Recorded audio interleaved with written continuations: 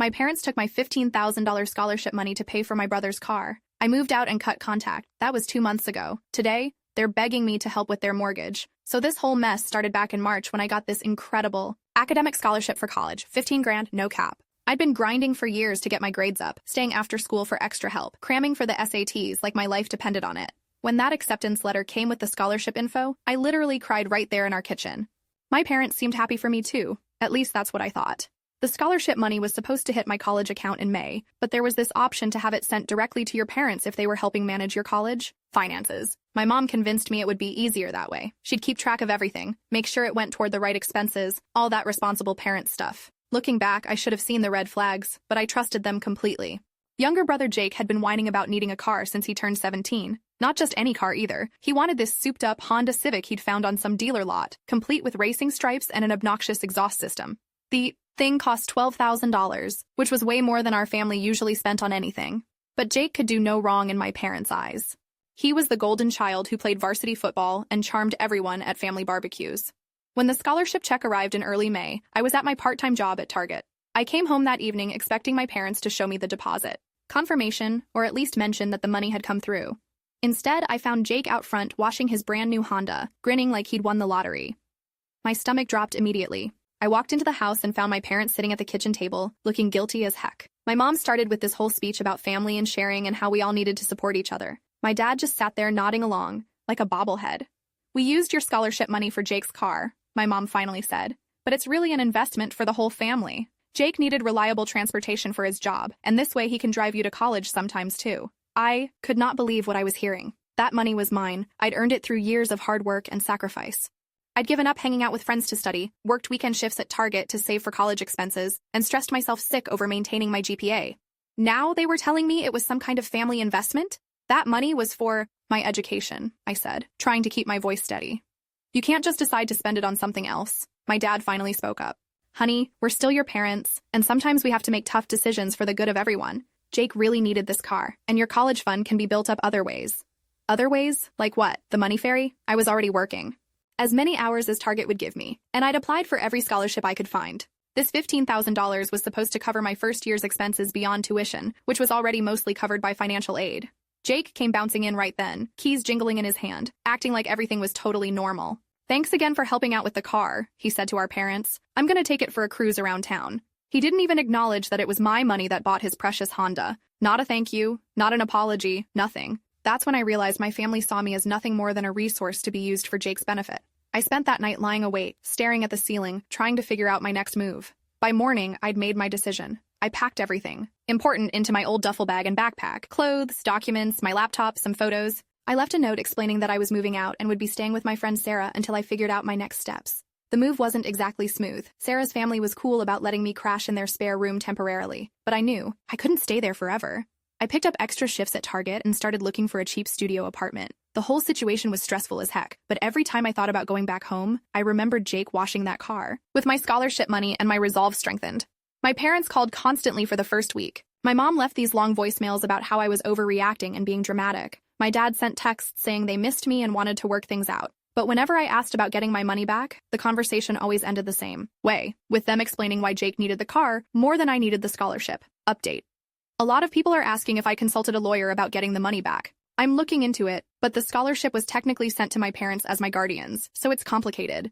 The bigger question is whether I should even try to maintain a relationship with people who clearly don't respect me. What would you do? After 2 weeks of basically living out of a duffel bag, I found a tiny studio apartment above a pizza shop downtown. The place was nothing fancy, just a bed, a mini fridge, and a bathroom the size of a closet. But it was mine. The rent was manageable with my Target wages, and the pizza shop owner said I could pick up delivery shifts if I wanted extra cash. Moving into that little apartment felt like the first real adult decision I'd made. I bought some basic furniture from Goodwill, hung up my high school graduation photo, and started building a life that didn't revolve around my family's expectations. It was scary, but also incredibly freeing.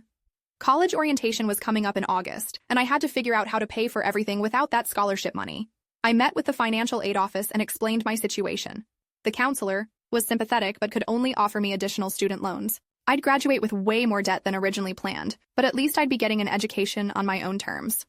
The weirdest part was how quickly I adjusted to life without my family. Sure, I missed certain things. My mom's Sunday pancakes, watching Netflix with Jake before everything went sideways, having people to talk to when work was stressful. But I didn't miss the constant feeling that my needs came second to everyone else's wants. I started hanging out more with coworkers from Target, made friends with other people in my apartment building, and basically built a social circle that had nothing to do with my family drama. Sarah remained my closest friend throughout everything, and her parents basically adopted me as their unofficial third daughter. July brought some unexpected developments. My cousin Emma reached out on Instagram saying she'd heard through the family grapevine that I'd moved out. She wanted to know my side of the story because my parents had been telling everyone I'd had some kind of mental breakdown and abandoned the family for no reason. I explained the whole scholarship situation to Emma, and she was absolutely floored. Apparently, my parents had been describing Jake's car purchase as something they'd saved up for over months, not mentioning my scholarship money at all. Emma said she'd suspected something was off because the timeline didn't make sense, but she hadn't wanted to pry. Having someone from the family actually understand my perspective felt incredible. Emma started keeping me updated on family events and drama, which is how I learned that my parents were struggling financially without my target income helping with household expenses. Apparently, they'd gotten used to me contributing to groceries and utilities without really realizing how much my part-time job had been helping their budget. Update. Emma told me Jake got into an accident with the Honda, and insurance is only covering part of the repairs. My parents are stressed about the costs, but they still haven't acknowledged that using my scholarship money was wrong. Should I feel guilty about their financial struggles when they brought this situation on themselves? August arrived with college move-in day approaching fast. I'd managed to save enough for the essential supplies, bedding, school supplies, some extra clothes, but money was still incredibly tight. The student loans would cover tuition and the basic meal plan, but I'd need to keep working part-time during school to afford everything else. My parents made one last-ditch effort to reconcile right before I left for college. They showed up at the pizza shop while I was working a delivery shift, acting like nothing had happened and asking if I wanted to grab dinner somewhere. When I pointed out that we still hadn't resolved the scholarship issue, my mom started crying and saying she just wanted her daughter back. "The money's already spent," my dad said, like that settled everything. "Jake's insurance payment is due and we're behind on some bills. We can't just magic $15,000 back into existence." But that was exactly my point. They'd spent money that wasn't theirs to spend, and now they expected me to pretend everything was fine. I told them I loved them but couldn't have a relationship with people who didn't respect me enough to ask before using my money for their other kids' wants. College turned out to be exactly what I needed. My roommate was this amazing girl from California who became one of my best friends. I joined study groups, got involved with the campus newspaper, and basically threw myself into the whole college experience. Working at the campus bookstore helped with expenses, and I even managed to save a little money each month. The independence felt incredible. Every decision was mine. What to eat, when to sleep, how to spend my free time, which classes to take. Nobody was prioritizing someone else's needs over mine or asking me to sacrifice my goals for the family's benefit. I changed my major twice, joined the debate team, started dating this sweet guy from my economics class, and basically lived the college experience I'd always dreamed about. My grades were solid, I made the dean's list both semesters, and I started thinking about graduate school possibilities. Update. It's been almost 2 years since I cut contact, and my parents just showed up at my dorm begging for help with their mortgage payment. They're facing foreclosure and want me to co-sign a loan. Jake apparently totaled the Honda and has no job. Part of me feels guilty, but another part thinks this is exactly what they deserve. How do I handle this without completely destroying what's left of my family relationships? The mortgage crisis hit my parents harder than anyone expected. According to Emma, who'd become my main source of family information, my dad had been struggling with reduced hours at his job since late last year. My mom's part-time work at the local grocery store wasn't enough to make up the difference, and Jake had gotten fired from his job at the auto parts store for showing up late too many times. When they appeared at my dorm that October afternoon, they looked older and more stressed than I'd ever seen them. My mom had dark circles under her eyes, and my dad kept fidgeting with his baseball cap like he always did when he was nervous.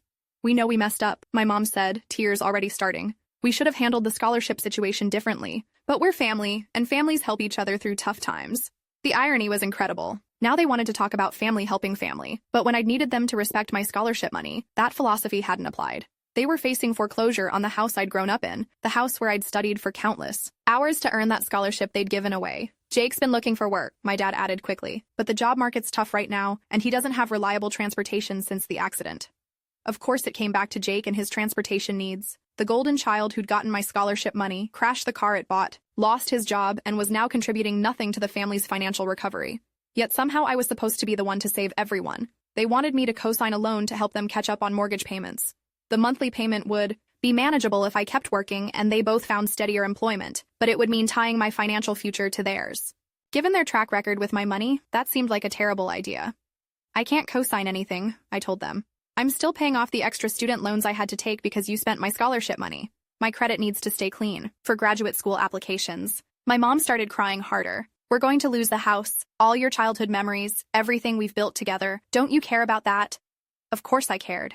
That house held 18 years of memories, birthday parties, Christmas mornings, family game nights before everything got complicated. But caring about something doesn't mean sacrificing your future for it, especially when the crisis was entirely preventable. Where's Jake in all this? I asked. Why isn't he stepping up to help? My parents exchanged glances. Apparently, Jake had been talking about moving in with his girlfriend instead of looking for work or contributing to household expenses. The kid who'd benefited most from their financial irresponsibility was planning to bail when things got tough. Spent 3 days thinking about their request. Part of me wanted to help. These were my parents, and watching them struggle felt awful. But another part of me knew that bailing them out would just enable more bad financial decisions. They'd never truly learn from this experience if someone else always cleaned up their messes. Emma provided some additional context that helped solidify my decision.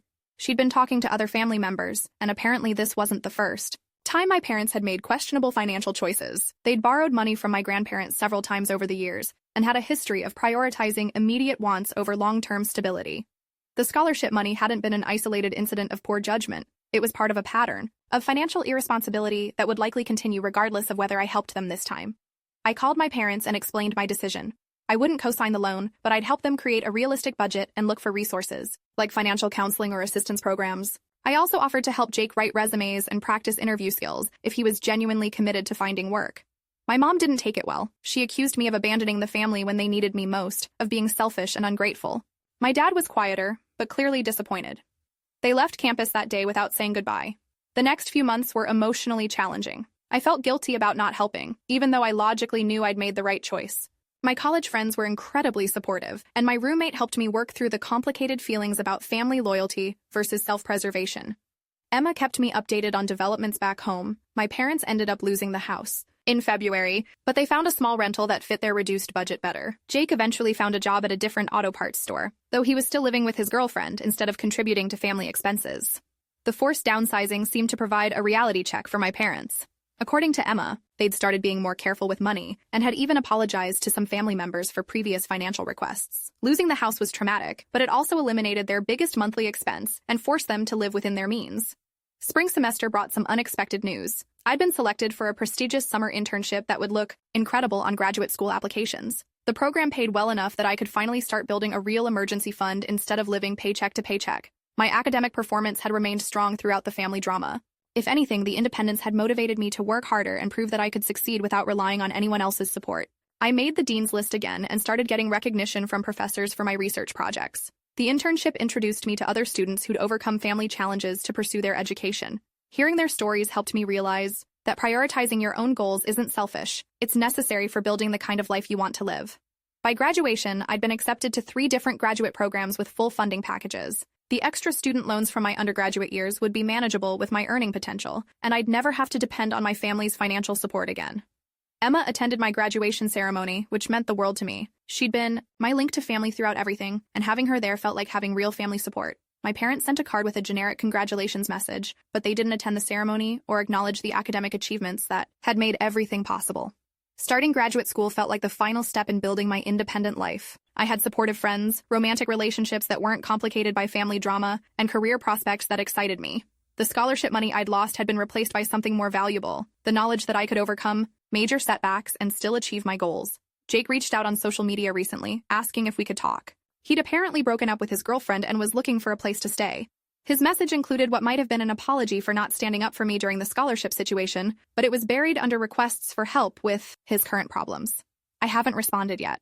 Part of me wonders if he's genuinely changed, but a bigger part of me knows that some relationships are too damaged to repair. He had multiple opportunities to do the right thing during our family crisis, and he chose his own comfort every time. My parents and I exchange holiday cards now, which feels like the appropriate level of contact. I don't hate them, but I also don't trust them with anything important in my life. They made their choices, and I made mine. We're all living with the consequences.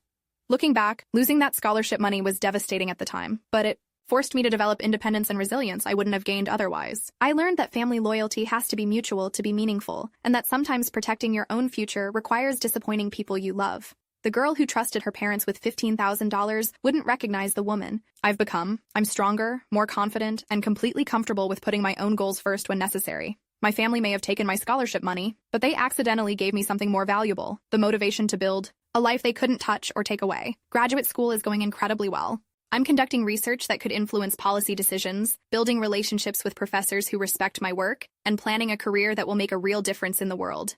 None of that would have been possible if I'd stayed home and accepted being treated as a resource for other people's dreams. Sometimes the best gift your family can give you is showing you exactly who they are, so you can decide who you want to become instead.